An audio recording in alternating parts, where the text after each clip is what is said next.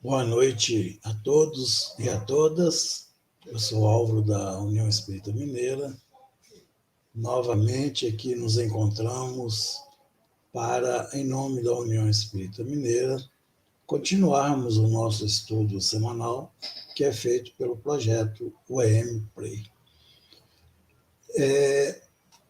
Antes de nós iniciarmos, o nosso trabalho, como é costume de nós fazermos uma prece para que a gente possa se harmonizar, para a gente possa estar em contato mais direto com os nossos companheiros do plano espiritual. Então, nós vamos nos unir em pensamentos, em corações, agradecendo ao nosso Mestre Jesus, mais uma vez, por aqui estarmos reunidos para continuarmos o estudo da obra Boa Nova.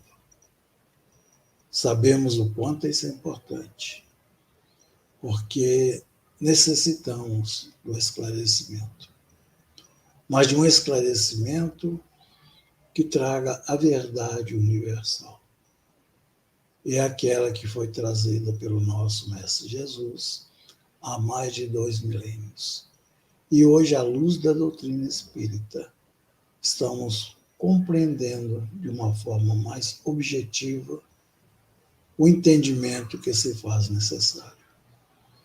Por isso, o nosso agradecimento, pois sabemos o quanto é importante esse ensinamento, porque através deles nós vamos entendendo a mecânica da vida.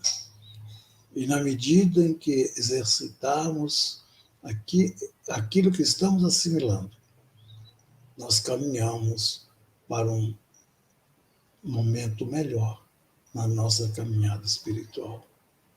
Sabemos das dificuldades que temos, mas também confiamos, porque a bondade do Criador se faz presente em todos os momentos da nossa vida. E aproveitando esta oportunidade, nós pedimos por todos nós aqui reunidos nesta noite, especialmente pelo nosso companheiro Carlos, para que ele possa estar acompanhado dos companheiros do plano espiritual, ajudando no estudo desta noite. Que a paz de Jesus possa estar conosco dentro deste trabalho desta noite. Que assim seja. Bem, meus irmãos, minhas irmãs, hoje nós vamos dar continuidade ao estudo da obra Boa Nova. É uma obra do Espírito Humberto de Campos, que foi psicografado pelo nosso irmão Francisco Cândido Xavier. Cada domingo nós estamos estudando um capítulo. E hoje nós teremos o 9º capítulo, cujo título é Velhos e Moços. E esse capítulo ele vai ser analisado pelo nosso irmão Carlos Gomes. Ele é da cidade de Itajubá, aqui de Minas Gerais. Boa noite, Carlos. Seja bem-vindo, E obrigado por ter aceito o nosso convite. Eu que agradeço a oportunidade, é sempre bom estar aqui.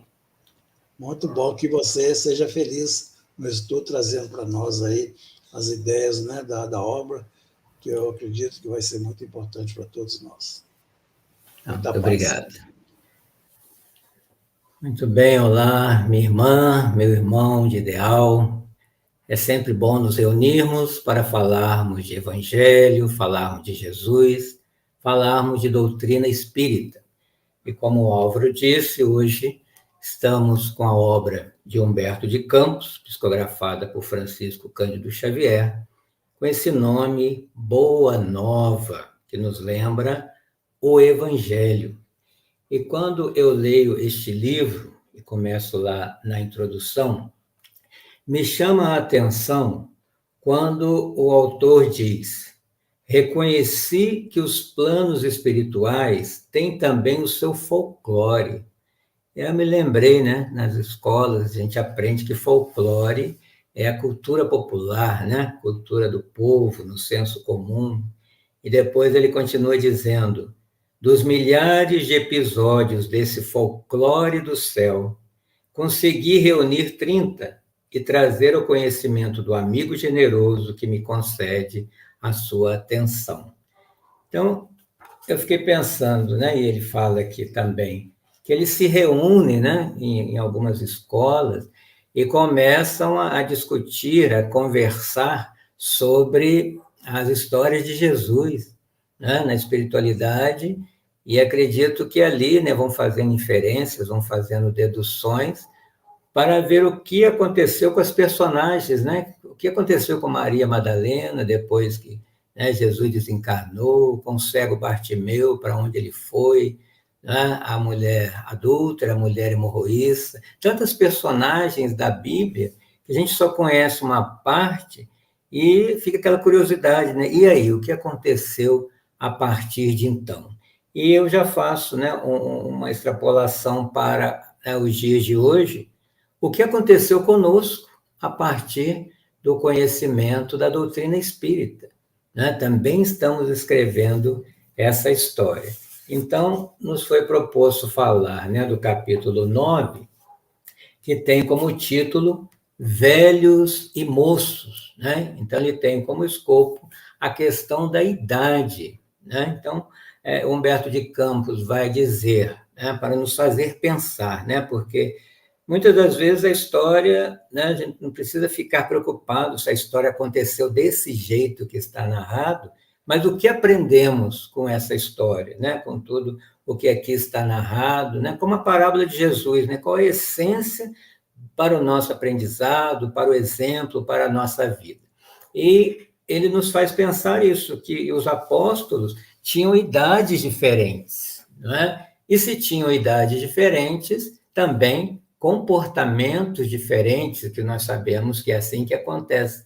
Então, nós vamos encontrar, né, um Simão Pedro, mais velho, mais maduro, pescador, casado, e, ao mesmo tempo, um João, né, que é aquele caçulinha, né, chamado de Espírito, né, o amado, né, por Jesus, né, o mais amado. Não entendo porque ele seria o mais amado, mas é assim que ele é, muitas vezes, classificado. E quando ele vai narrar, né, algumas falas, né, possíveis falas dos apóstolos, os mais jovens, né, como sempre, né, é próprio do jovem, eles falam, né, nós somos os jovens, nós iremos a terra inteira, pregaremos o evangelho às nações, renovaremos o mundo. Né? E realmente essa é a empolgação do jovem, que não é diferente dos jovens atuais. Né? Então, nós temos isso, trazendo também para o centro espírita, para o movimento espírita, os mais velhos, né, que têm aquela experiência de vida, mas já não têm a mesma energia, né, para poder concretizar tudo o que gostaria de realizar, né? E alguns até pensam que os jovens não seriam capazes de realizar determinadas funções, ao mesmo tempo que também temos o olhar do jovem, né, achando que alguns idosos são retrógrados, né, tradicionais, né, que só ele, jovem, é que tem razão e a ousadia necessária, né, para executar algum trabalho. Então, eu penso em cima, né, do que nós podemos pensar sobre esse texto, esse capítulo, e a nossa realidade, né, no movimento espírita, que a questão não é separar faixa etária, né? Isso só aumentaria o problema, né, entre jovens e idosos, mas justamente promover a integração, né, entre jovens e idosos, né, com o mesmo objetivo, que é a divulgação da doutrina. E podemos lembrar também dos nossos idosos no movimento espírita, por exemplo, o nosso bom velhinho aí, Divaldo Pereira Franco, né, na iminência de completar 96 anos de existência, e está lá trabalhando, né, fazendo as suas palestras, movimentando, né, auxiliando a movimentar, né, o espiritismo na sua divulgação, sempre com aquele espírito jovial, né, que ele apresenta, embora já não tenha toda a energia de antes, né, para viajar. Me lembro também de Sueli Caldas Schubert, né, que desencarnou com mais de 80 anos, mas ali fazendo live, escrevendo livro, trabalhando, né, participando do movimento espírita, sempre com aquela simpatia e disposição para o trabalho, que era exemplo para todos nós. E também os jovens que estão despontando aí, né, que nos deixa muito felizes, como, por exemplo, o menino, o Vitor Hugo, né, que nós temos aí palestras dele muito interessantes, já participando de congressos espíritas, a Larissa Chaves, né, o Gustavo, né, que é de Uberlândia, né, o próprio Arthur Valadares começou muito cedo, né, e hoje está aí, né, continua com as palestras de uma forma muito séria, né, muito envolvido. Isso aí é esperança, é alvissareiro, né, para nós continuarmos com aquele olhar que Jesus tinha com seus apóstolos de diferentes idades, né? Como fala aqui Humberto de Campos, ele só observa, né, o que eles vão discutindo, o que eles vão apresentando, que não é diferente do que acontece hoje, né? Mas, ao mesmo tempo, nós precisamos pensar, em termos de movimento espírita, como é que a casa espírita está, né,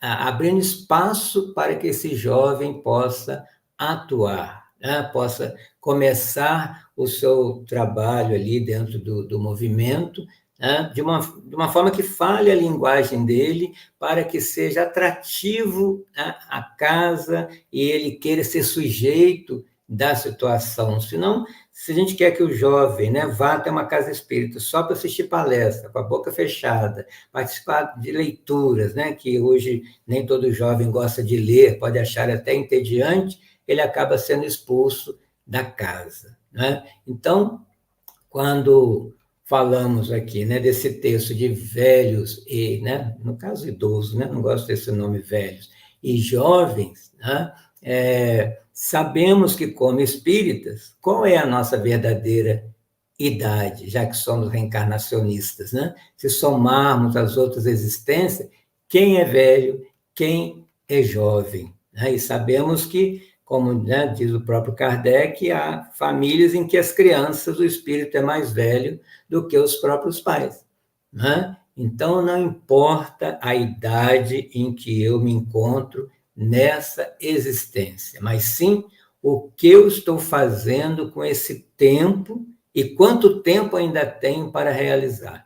Porque nós sabemos que o que leva à evolução não é quantidade de reencarnações, mas a qualidade, o que eu faço em cada encarnação. E me lembro também da filosofia oriental, quando diz, né, o tempo é sempre o agora, esse momento.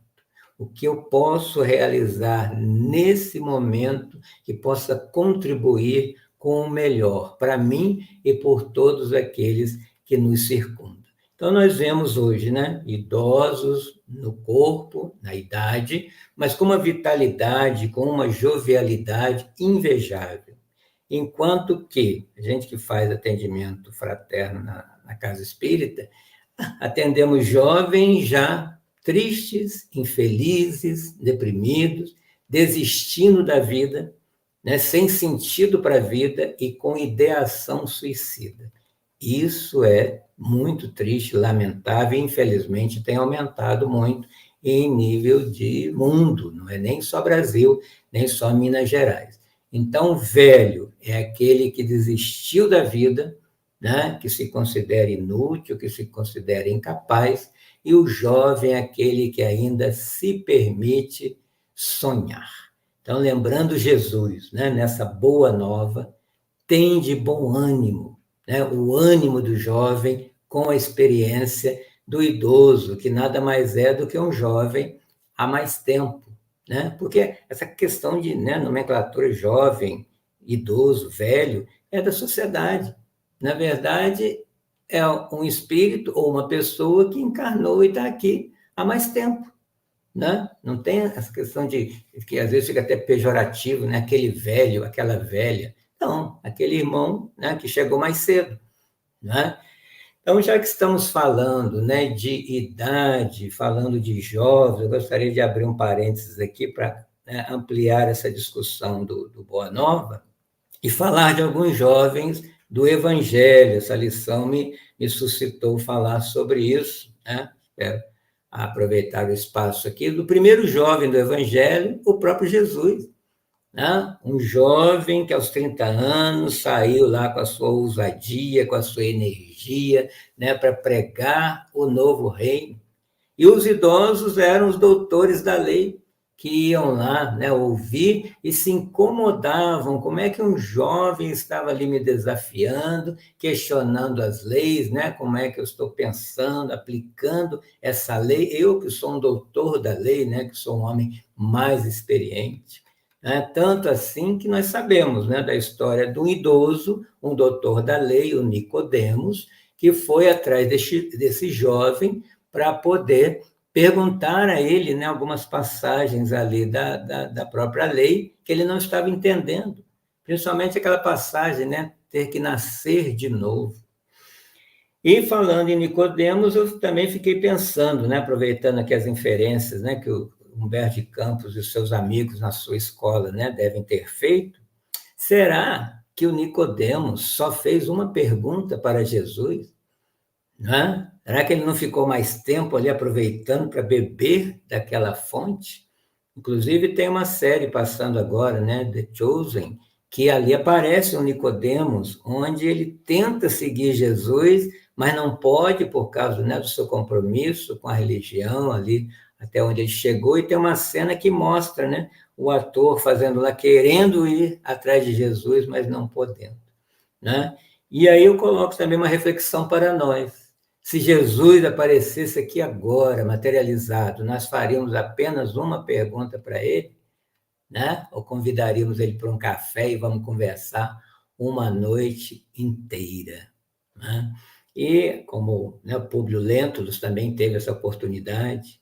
E eu gostaria também de falar de um outro jovem que me chama muita atenção desde quando eu li a outra obra, né, de também Francisco Cândido Xavier, Paulo Estevão, né, o próprio Estevão, jovem, né, que Emmanuel apresenta lá com 25 anos, mas ao mesmo tempo com expressões sérias, espírito nobre, mas comedido, ponderado no gesto, é uma pessoa séria e discreta, né, no início do livro, quando ele ainda se chamava Gesiel, né? Então, é uma história bastante interessante que começa em Corinto, né? Quem já leu aí vai se lembrar.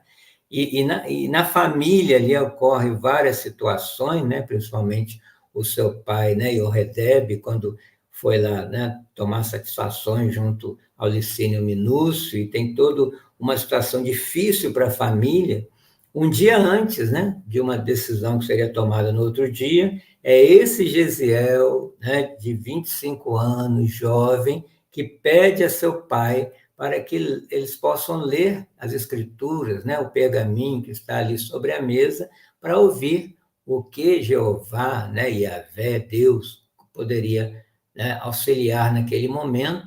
E nessa passagem do livro, nós vemos um jovem com espírito mais idoso orientando o idoso que fez tem um comportamento lá que é mais de jovem do que de idoso. Não sei se quando a gente lê esse livro todos percebem essa diferença de idade espiritual dentro da mesma família, né? E essa história continua e, passando o tempo, esse Gesiel vai se tornar o Estevão, né? E vai lá para a Casa do Caminho.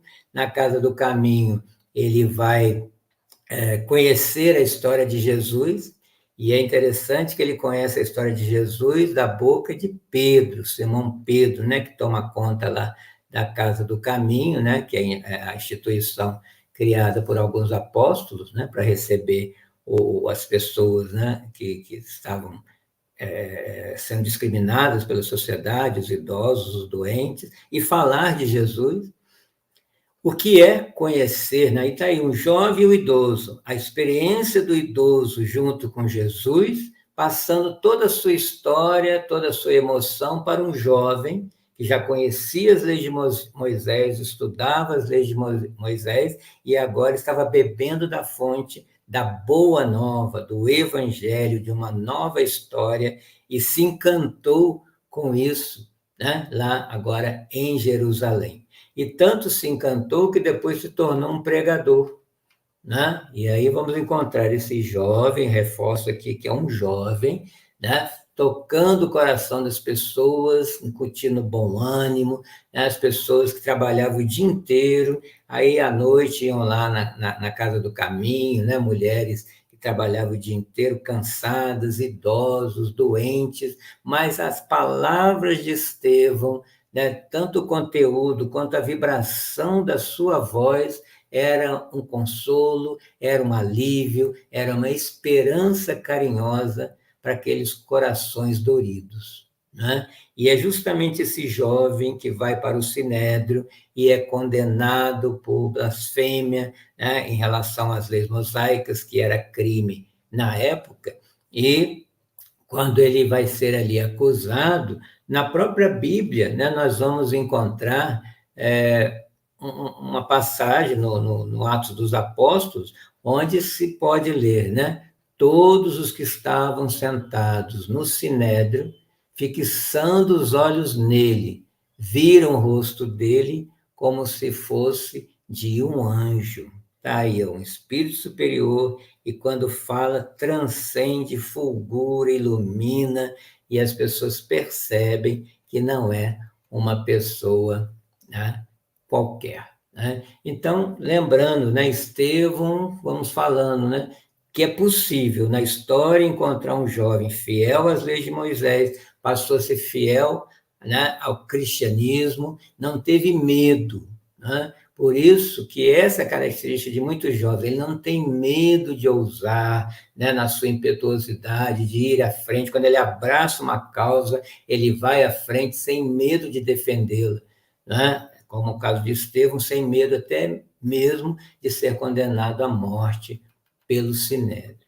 Esse livro Paulo Estevão também, que eu aproveitei a sugestão do Humberto de Campos e fui revisitar, tem a história de João Marcos, também um outro jovem que vale a pena conhecermos a vida dele, né? Quando Paulo, né, também jovem, né, 35 anos, ele começa as suas viagens, a sua caminhada, e ele vai se hospedar em Jerusalém, na casa da irmã do seu companheiro de viagem, Barnabé, né, que tem um filho, que é justamente esse João Marcos. E essa Maria Marcos, né, que era o nome da irmã do Barnabé, ela abria sua casa para as assembleias, né, para as reuniões das comunidades já evangélicas, cristãs, como se fosse uma igreja. E ela confessa ao irmão, solicita ao irmão, diz o seu desejo de oferecer esse João Marcos a Jesus. E aí ele pede para os dois, né, Paulo e Barnabé, que leve o menino, né, ainda muito jovem, para Antioquia, né, a comunidade onde eles eram responsáveis, e para as viagens, né, que eles faziam. Paulo, né, nós vamos lembrar na história que por ser, olha a visão do mais velho com o mais novo.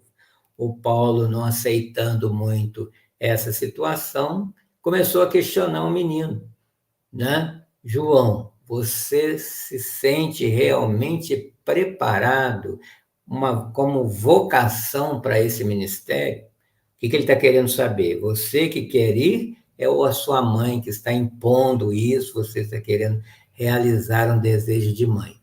E o jovem, né, querendo impressionar ali o Paulo, fala, não, sem dúvida, né, sou eu que estou querendo ir, né, com vocês e conhecer, né, esse evangelho, essa boa nova. Ficou um pouco perturbado, né, com as perguntas de Paulo, e Paulo continua. Então, defina para mim qual é o seu propósito diante, né, dessa sua decisão.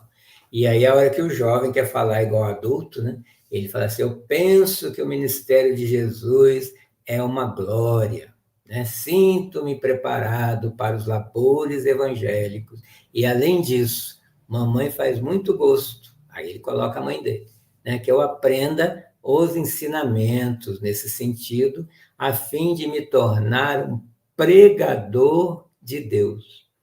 Destaquem essa frase, né? A mãe deseja que ele se torne um pregador das verdades de Deus, né?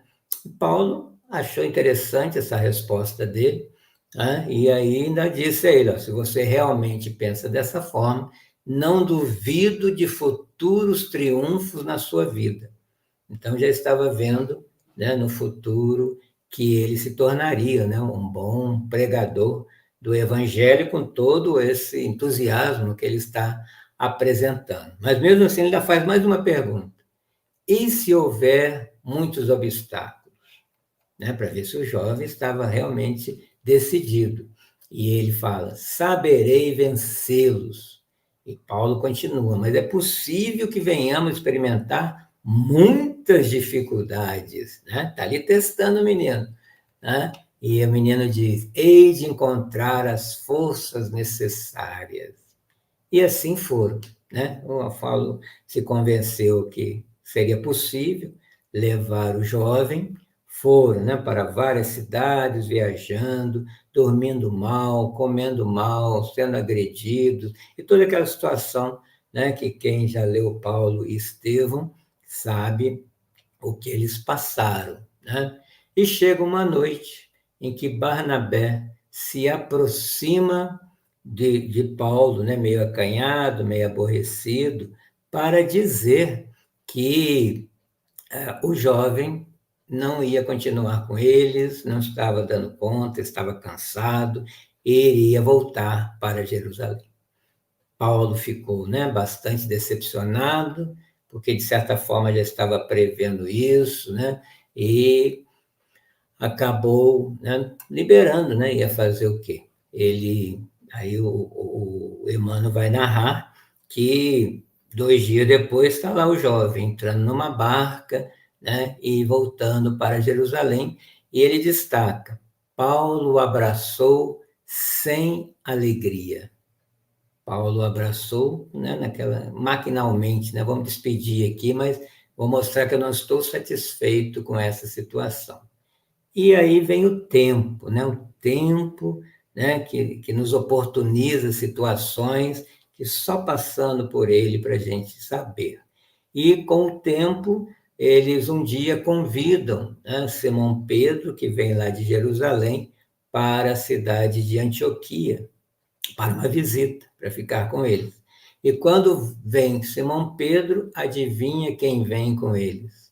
João Marcos.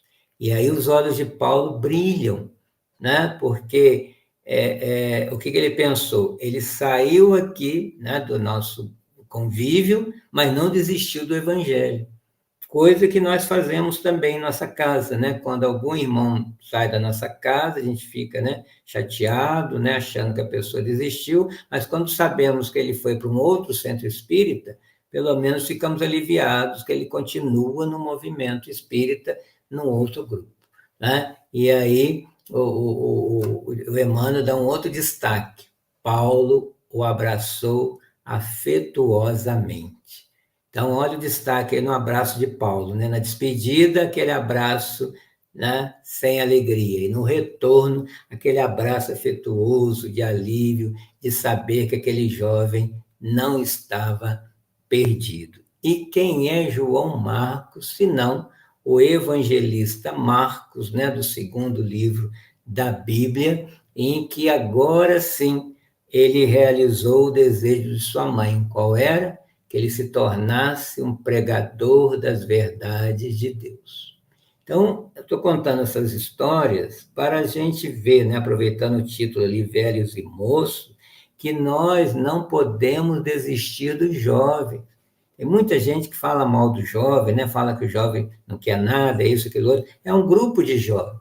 né? Mas sabendo investir, né? Esperar o tempo certo, dar o evangelho aos poucos, né? Como quem alimenta uma criança, primeiro com líquido, depois uma papinha, e vai trazendo os alimentos mais sólidos, que possamos caminhar com o jovem dessa forma, continuar semeando, continuar acreditando, continuar investindo, que um dia vai surgir um fruto dali, e nem sabemos o que ele vai se tornar, né? Olha aí esses dois, Gesiel, João Marcos, né? Quero falar de um outro jovem também que me encantou muito quando conheci a história, Timóteo, né? De novo, Paulo, agora em outra cidade, na cidade de Listra, vai se hospedar na casa da senhora Lloyd, que tem um neto, né? Filho da sua filha Eunice, de 13 anos, né? Menino inteligente, com bons sentimentos, obediente, aquele filho exemplar. E ele já era encantado, né? Porque os judeus leem a Torá, né, o Pentateuco, todos os dias. E ele lia, se encantava, gostava de ler os escritos sagrados. E quando Paulo começa a apresentar Jesus à família, ele percebe os olhos do menino brilhando, né, ficando deslumbrado com essa nova história, com a boa nova, né, que ele está conhecendo, porque fazia muitas perguntas e Paulo gostava, né, de pessoas que perguntavam, no interesse de querer conhecer, e ficou encantado com o menino no outro dia, né, o menino ficou com ele o dia todo perguntando e ele respondendo, e esse menino foi crescendo, né, e se tornou um grande trabalhador do evangelho junto àquela comunidade que foi formada na casa da sua avó, né, Lloyd. E mais à frente, a mãe do Timóteo e a avó fazem o mesmo pedido que fez Maria Marcos em relação ao João Marcos. Pede que Paulo leve Timóteo, né, como companheiro de viagem. Dessa vez, Paulo não fez aqueles questionamentos, porque já conhecia o menino, sabia que poderia acreditar nele, fica muito contente, né, com essa proposta e o adota e o leva com ele, né? E olha como que nessa situação também foi um bom investimento, porque quando Paulo, lá na frente, vai escrever a sua primeira carta aos Tessalonicenses, na comunidade que foi criada em Tessalônica, quem é que escreve a carta para ele? Tito, com Silas, ou Silvano, que é um outro, né, que se juntou ao grupo, né? E então ele já vai, né, fazer parte desse trabalho de evangelizador.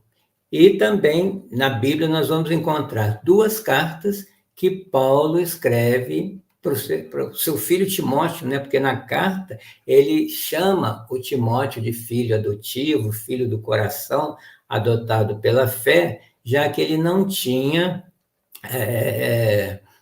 pai, né? Então, o Paulo foi o pai espiritual dele. E ele vai falar na carta a Timóteo que ele seria o continuador de sua obra em nome de Jesus.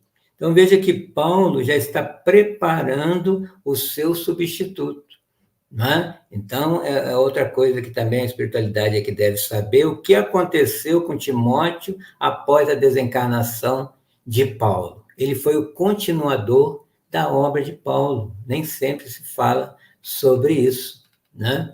E interessante que tanto a carta que o Silas com o Timóteo escreveram em nome de Paulo, né, para os Tessalonicenses, quanto a carta que Paulo escreveu, as cartas, né, que Paulo escreveu para Timóteo, se tornaram livros da Bíblia que são estudados até hoje, né? O que ele falou para Timóteo está falando para nós, né? É bastante atual. O que ele falou para aquela comunidade está falando para nós, para os centros espíritas, para o movimento espírita, já que também estudamos bastante o livro Paulo Estevam e o Evangelho.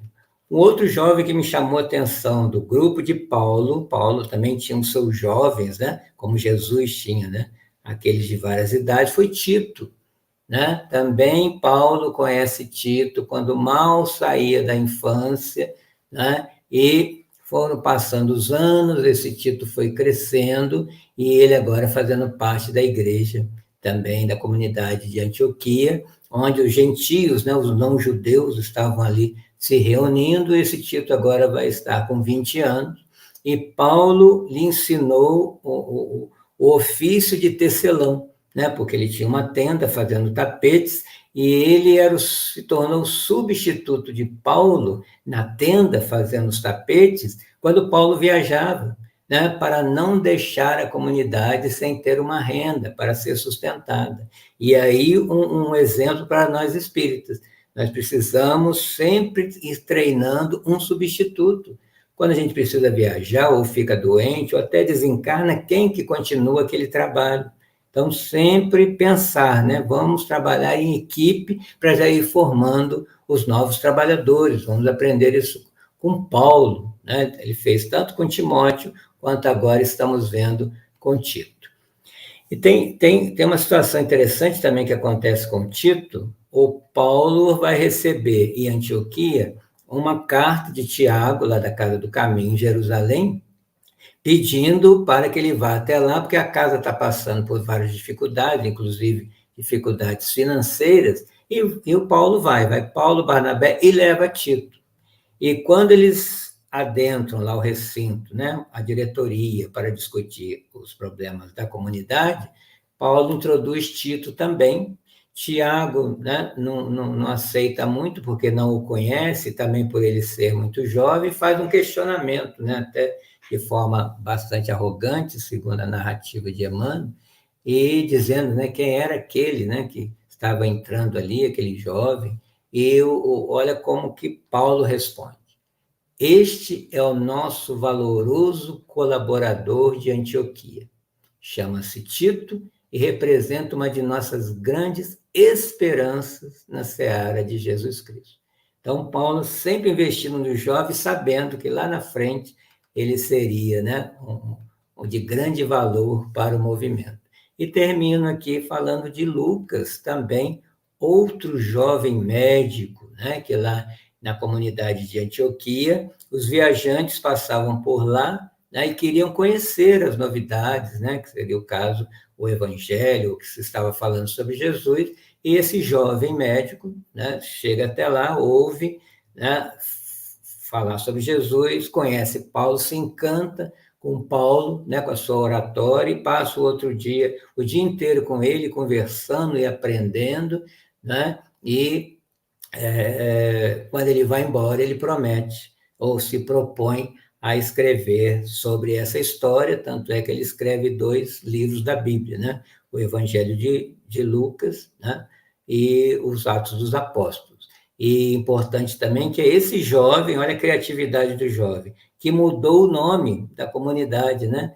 Servos do Caminho, para Cristãos e Cristianismo, essa boa nova que estava ali surgindo. Então, quando eu trago aqui, né, a lembrança desses jovens, né, e aí dentro do título que o Humberto de Campos nos sugere, é para que a gente possa ter um outro olhar em relação ao jovem da nossa casa, né, que um dia esse jovem será maduro, né, um dia esse jovem será um idoso, mas tem que começar desde cedo esse seu crescimento, né? E alguma mulher aí que esteja nos assistindo, que se achou falta de uma jovem, vamos lembrar também de Abigail, né? Que tem um destaque no livro de Paulo Estevão, principalmente no início, junto a Gesiel, seu pai, né? Na hora do martírio ali, a oração dos aflitos que ela faz, que emociona, né? Todo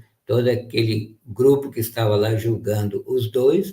O próprio Licínio Minúcio quase vai às lágrimas e a expulsa do lugar, e depois junto a Paulo, né, ela que já colocou a semente no Saulo, né, antes de ser Paulo, a semente do Evangelho de alguma forma. Então, não vamos esquecer das mulheres também.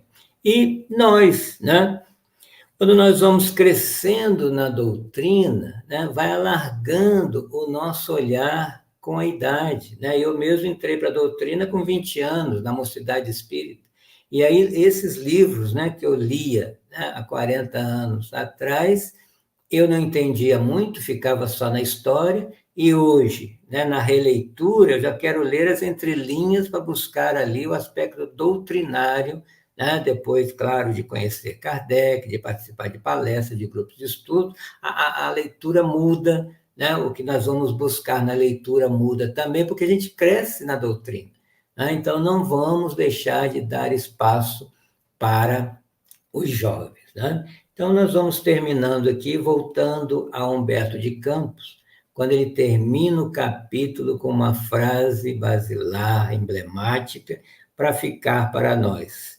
Não, ser moço ou velho no mundo não interessa. Antes de tudo, é preciso ser de Deus. Vamos repetir? Ser moço ou velho no mundo não interessa. Antes de tudo, é preciso ser de Deus. Então, os diálogos que Jesus tinha com os jovens e os menos jovens do seu grupo, que tenhamos também em nossa casa espírita e vamos todos trabalhar pela doutrina, pelo Evangelho, por Jesus. Muito obrigado pela oportunidade. Eu volto com o Álvaro. Muito bom, Carlos. Foi muito esclarecedor, porque você trouxe aí vários exemplos, né? Que está registrado aí pela doutrina espírita, que Eu nos quis dá... cruzar dois livros do mesmo autor. Exatamente, mas nos mostra uma reflexão interessante, porque você mostra algo que está crescendo, que é com os jovens, para que na maturidade a gente possa entender de uma forma mais ampla, né? O aspecto da doutrina, do evangelho, você citou muito aí o evangelho também, né? Os companheiros que estavam muito ligados a Paulo e que vieram depois fazer as suas cartas, etc. Então, foi muito interessante, eu acredito que o pessoal deve ter gostado muito, né? Porque vai ficar a reflexão para todo mundo, que não é importante, né, ser velho ou ser moço. O importante é, como você falou aí, ser de Deus. E isso aqui Humberto Campos coloca nesse capítulo. E fecha o E capítulo com realmente, essa frase. né, muito, muito bom, porque nos dá essa ideia mais ampla da evolução, inclusive, nossa aqui na Terra. A gente nasce pequenininho, vai crescendo, até ficar maduro e depois voltar para o plano espiritual, né? Mas é um caminhar, e cada um tem uma sua etapa necessária para que vencer a sua missão para o qual foi colocado.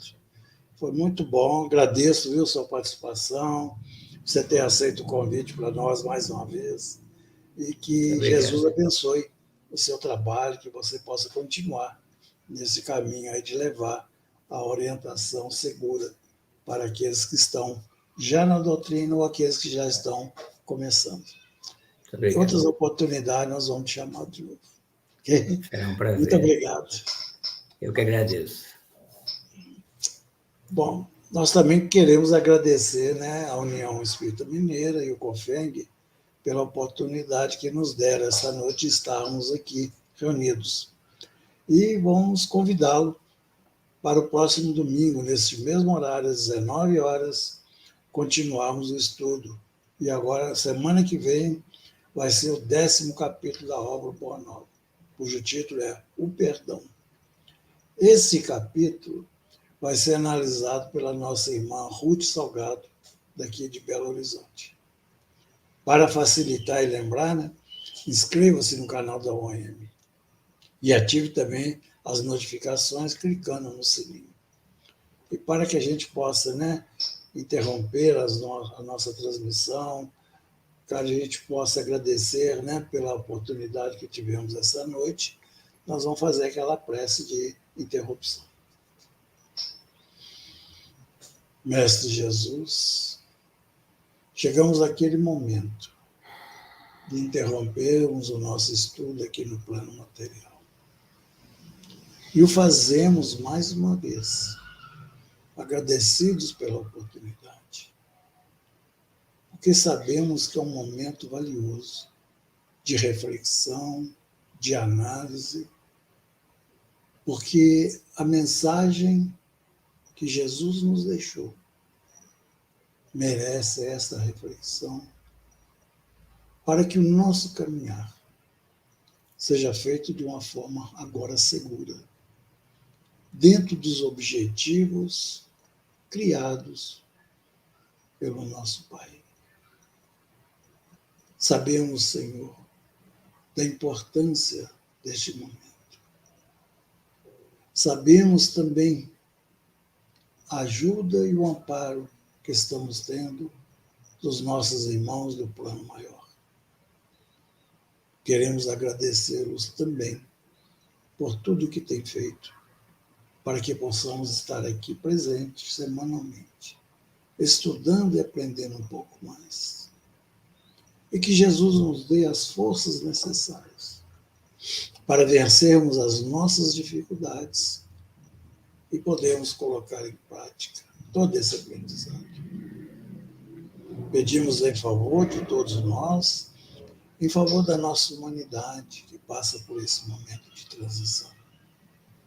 E que a nossa noite, Senhor, possa ser uma noite feliz, refletindo tudo aquilo que estamos recebendo e agradecendo ao Criador por nos dar tantas bênçãos na nossa caminhada espiritual.